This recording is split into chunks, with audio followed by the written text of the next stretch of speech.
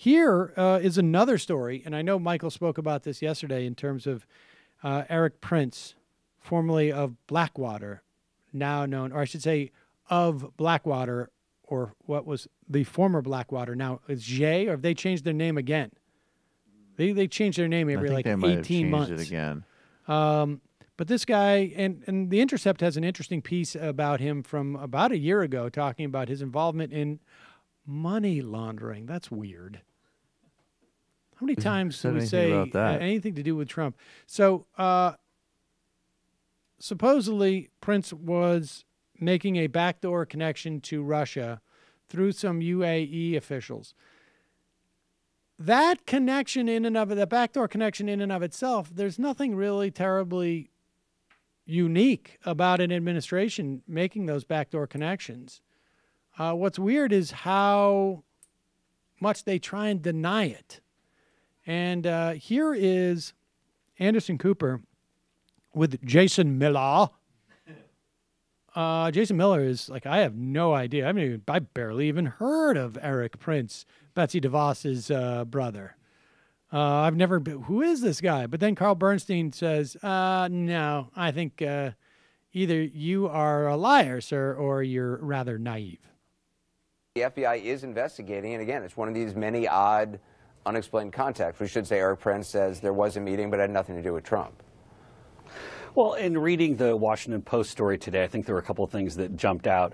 Number one, that this was Mr. Prince had no role with the campaign, no role with the administration, according to the Washington Post, though, I mean, not only had he donated $250,000 at least after the convention, but he was in Trump Tower in December, and so was this Anderson, but there are a lot of people who come into Trump Tower, and I didn't see him in that, so I can't speak to that point. But the fact of the matter is this was a meeting that looks like it was set up by someone from the UAE, and it looks like the UAE person was doing it really to go and prop themselves up. But again, he was also at Trump Tower.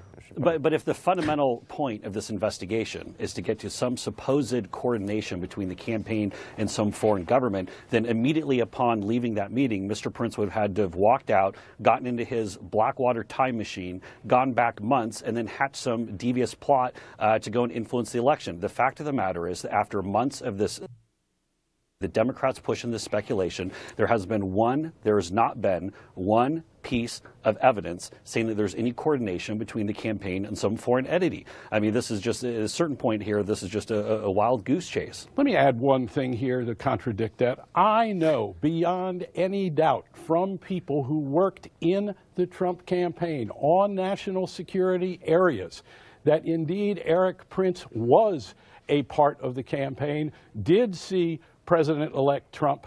That what you just said there is who not, said that? I'm not going to say who said it, but believe me, I think you have the ability, sir, to go find out. And when you say part of the campaign, Carl, I never heard his name. Carl, I never heard his name come up a single time during the campaign. I suggest you go back and talk to those who were involved in the national security area of the campaign and of the transition, and you will find, as I and many other journalists have, that Erik Prince indeed had a role, talked to a number of people, including the president-elect, and indeed bragged about that role.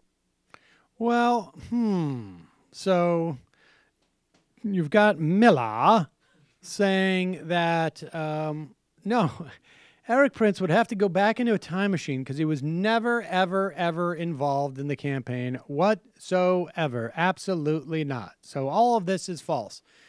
He hangs it all based upon the relationship of Erik Prince, this donor of $250,000. So usually you know who gives you that kind of money, particularly with a guy like Trump who was having trouble with fundraising.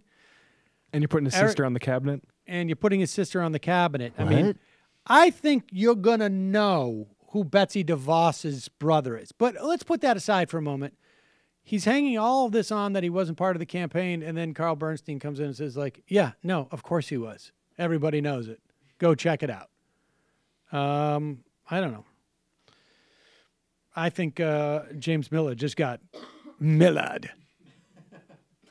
If that's a thing. I love the first gambit, though, where he's just like, oh, yeah, well, why don't you reveal your source? Maybe you should reveal your source on CNN.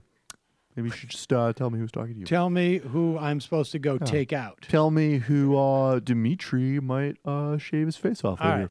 Hey, folks, Sam Seder here. Donald Trump can kiss all of our asses. And one way he can is by you subscribing to this channel. I don't know how that works.